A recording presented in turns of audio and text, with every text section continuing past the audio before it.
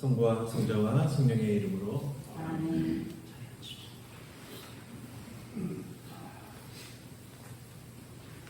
성금요일에는 전통적으로 요한이 전하는 순환복음을 듣습니다. 높이 들리게 될 때가 되었다는 말씀은 예수께서 당연히 십자가 위에 오르시게 됨을 말합니다. 그렇게 하느님의 뜻하신 바를 받아들이시고 당신의 사랑을 남김없이 목숨까지 바쳐가면서 탈탈 털어서 우리에게 나누십니다. 어느 유명한 목사님이 설교에서 사랑은 낭비하는 것입니다 라고 하십니다. 그냥 앞뒤 가리지 말고 그냥 물 쓰듯 낭비하듯이 사랑하라는 뜻으로 알아듣습니다. 그래서 낭비라는 말을 근데 들으면 약간 그래도 왠지 아무 효용도 없이 아무런 가치도 없이 그냥 사라져 버릴 수도 있지 않나 이런 생각을 하는데요. 물론 이제 목사님이 말씀하신 의미는 오른손이 하는 일을 왼손이 모르게 하라처럼 알리지 않아도 하나님께서 알아주신다는 의미에서 그렇게 말씀을 하시고, 근데 낭비라는 의미는 왠지 그게 오용이 될 수도 있기 때문에 그거보다는 저는 물론 그 말씀이 100번 맞지만 저는 사랑은 빚이라고 생각합니다. 빚. 우리는 하느님으로부터 무한한 사랑의 빚을 졌습니다. 물론 뭐 어떤 분들은 아니 내가 무슨 빚을 져요? 하느님이 뭘 나한테 해준 게 뭐가 있다고 그렇게 말씀하실 수도 있겠습니다. 근데 예수님께서 하느님의 사랑이 얼마나 무한하셨는가를 우리에게 몸소 보여주셨는데 그것을 우리가 몰라보니까 방금처럼 아니 하나님께서 우리에게 해준 게 뭐가 있다고 뭐 이렇게 하다 보면서 결국은 내 잘난 것에 살아가다 보면 결국 내 잘난 것에 다른 사람도 무시하게 되고 또 혹은 또 무시당하기도 하고 뭐 이러한 일들을 알게 모르게 죄를 짓기도 하고 그렇습니다. 그러니까 예수님께서 십자가를 통해서 이 무한한 사랑의 빚을 대신 갚아주신 거예요. 하느님의 사랑에 대해서 우리가 몰라서 빚을 갚지 못하니까 예수님께서 십자가를 통해서 그 정말 어마어마한 빚을 사랑으로서 갚아주신 겁니다. 그러니까 우리는 빚을 탕감받아서 살아가고 있다고 할 수 있습니다. 탕감받으면 어떻게 해야 돼요? 탕감받았으니까는 또 마구마구 빚을 지고 살아야 되나요? 이제는 바뀌어야죠. 받았으니까 베풀어야 하는 것이 인간의 도리일 것입니다. 그것이 우리가 진 빚이고, 근데 하느님께서 주신 그 은혜에 대해서 우리가 그 빚을 그럼 어떻게 갚을 도리가 없습니다.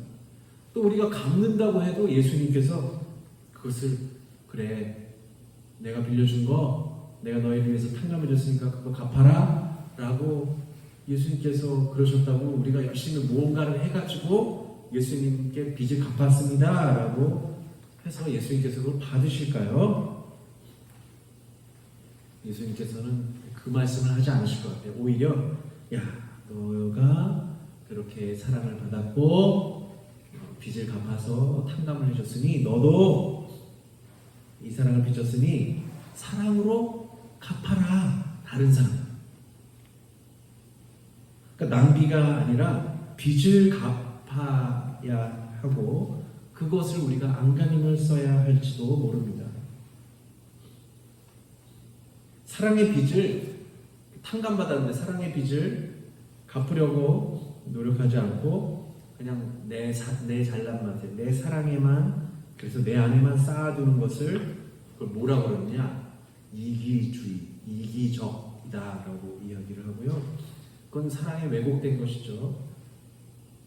그 자신만을 바라보는 사람, 그래서 자신만을 사랑하는 사람을 뭐라고 그러면 나르시스트라고 그러죠. 나르시스트라고 들어보셨을 겁니다. 나르시스트, 자기 자신만을 사랑. 자기가 제일 멋지고 자기 위주로 세상이 돌아가야 되고 이런 사람들.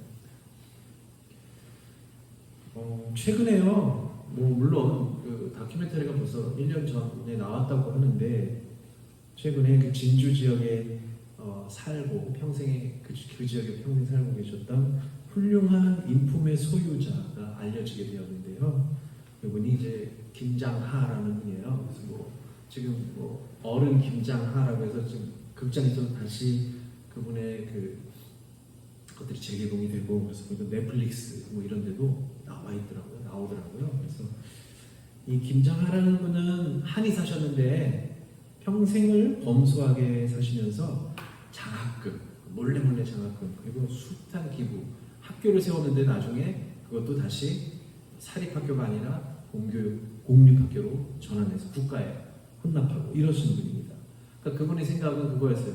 내가 결국 돈을 번 것은 가난하고 아픈 사람들을 통해서 돈을 벌었었는데 그거를 내가 허투루 쓸 수 없으니까 그것을 다 베푼 거죠.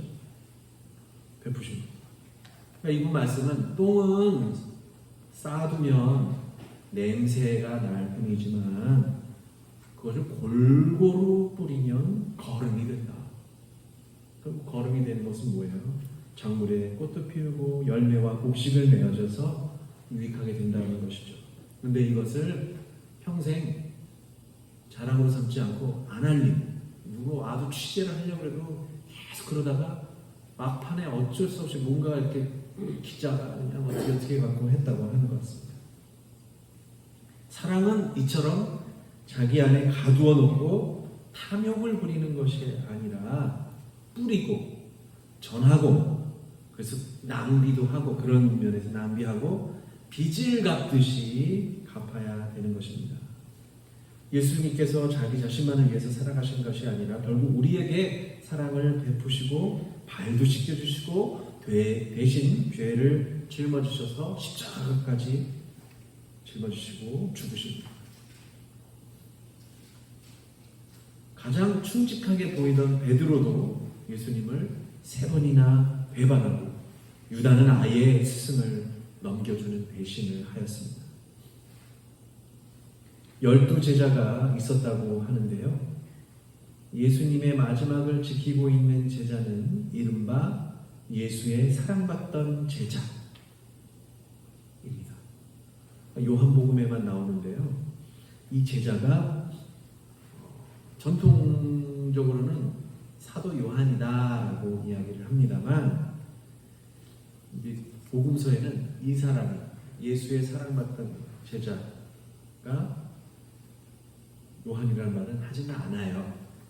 다만 이 세종례 때 요한복음에서 베드로가 아니 배반할 사람이 누군지 예수님께 여쭤봐라 할 때 그 곁에서 이렇게 주님 배반할 자가 누구입니까? 하던 사람이 사랑받던 예수의 사랑받던 제자예요.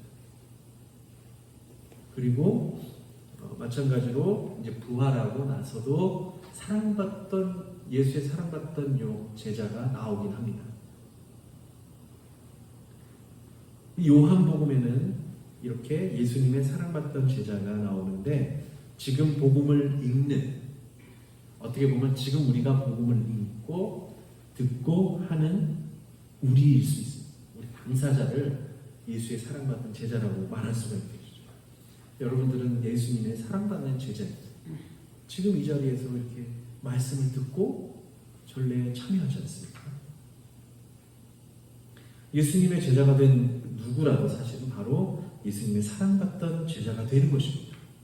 다른 누구가 아니라 예수님을 사랑하는 사람, 예수님의 제자가 된 사람은 누구라도 바로 예수님의 사랑받던 제자가 되는 것입니다. 이 제자가 되어서요, 우리는 예수님께서 신문당하시는 곳까지 들어가서 사도들마저 사라진 십자가 아래까지 가서 서게 됩니다.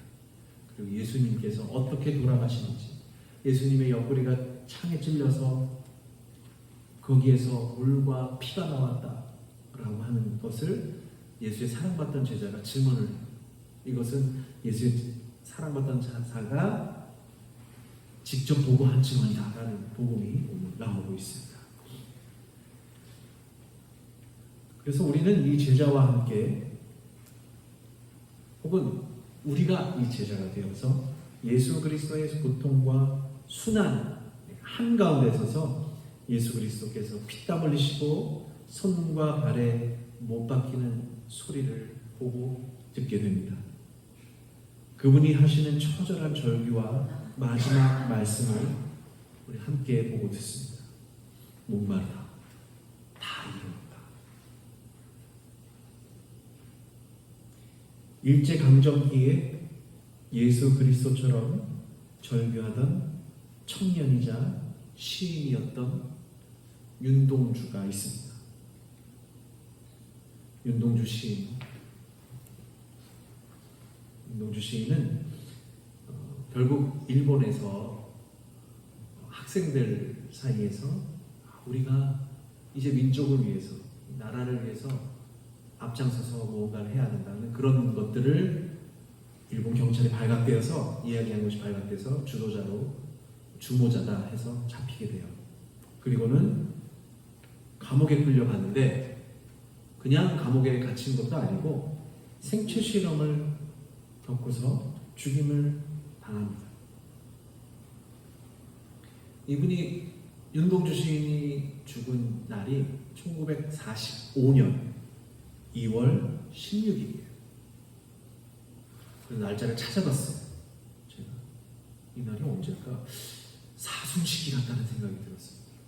그래서 그날을 찾아봤더니 1945년 2월 16일은 제의 수요일이 지나고 이틀 뒤, 그러니까 금요일이겠죠.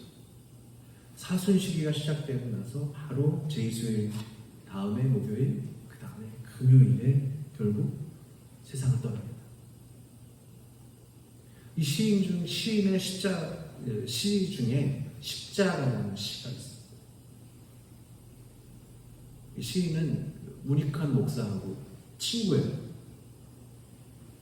만주 연변에 있는 명동촌에서 이제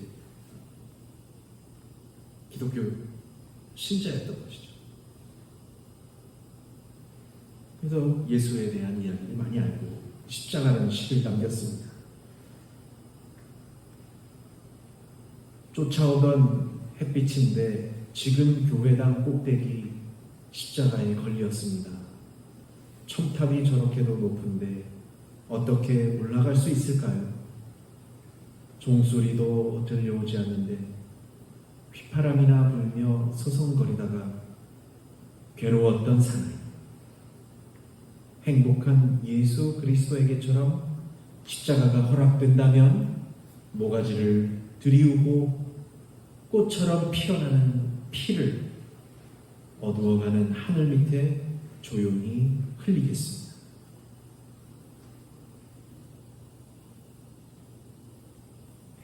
괴로웠던 사나이, 행복한 예수 그리스도에게처럼 십자가가 허락된다면 모가지를 들이우고 꽃처럼 피어나는 피를 어두워가는 하늘 밑에 조용히 흘리겠습니다.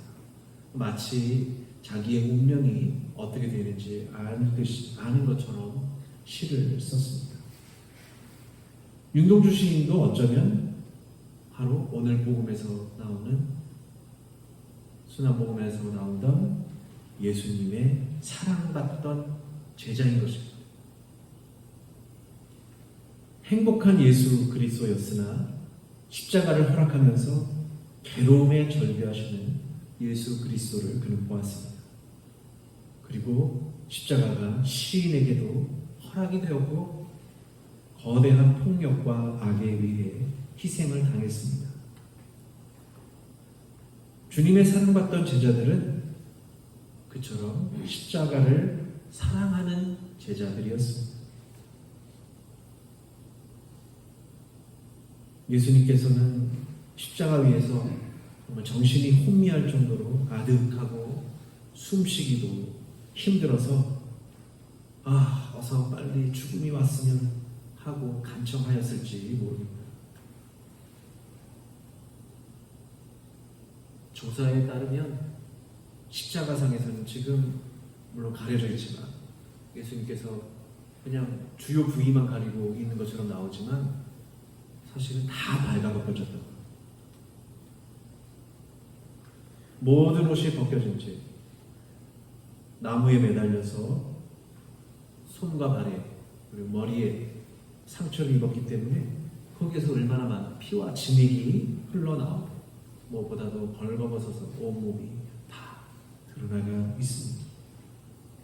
예수님께서는 그러나 이것이 하나님의 뜻임을 끝까지 믿고 견뎌내십니다. 견뎌냄이란 정말 어떤 이성적으로 뭔가를 이치를 생각하는 일도 아니고 그저 단순하게 감내하고 겪어내는 것입니다. 한 인간으로서 지금 이 상황에서 벌어지는 순환은 아무런 의미도 없는 고통을 겪어내고 계십니다.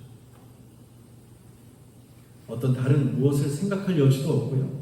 그냥 통증과 죽음의 갈림길만 숨 막히는 것만이 놓인 이 십자가를 그냥 온몸으로 받아내고 계십니다. 예수님께서 십자가를 허락하시고 죽음의 길로 가셨다 해도 당신의 사랑받던 제자들이 그 뒤를 따르는 것을 아시고 괴로운 예수 그리스도는 어쩌면 당신 뒤를 따르는 제자들을 보시고 행복한 예수 그리스도가 되실 것입니다.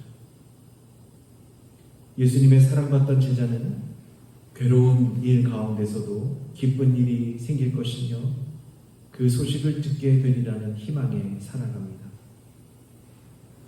윤동주 시인의 말로가 비록 생체 실험과 악에 의해 희생되어도 해방과 자유를 외치는 그의 정신은 오늘에 살아옵니다. 예수 그리스도의 십자가가 죽음의 십자가처럼 보이지만 예수님은 모든 것을 알고 계십니다. 이제 당신이 사랑하는 제자들이 계속 생겨날 것임을 말입니다. 성부와 성자와 성령의 이름으로